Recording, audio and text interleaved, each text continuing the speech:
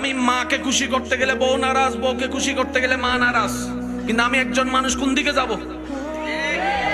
ইসলাম বলে তুমি তোমার মার কি সন্তান, তুমি তোমার বউয়ের কি স্বামী।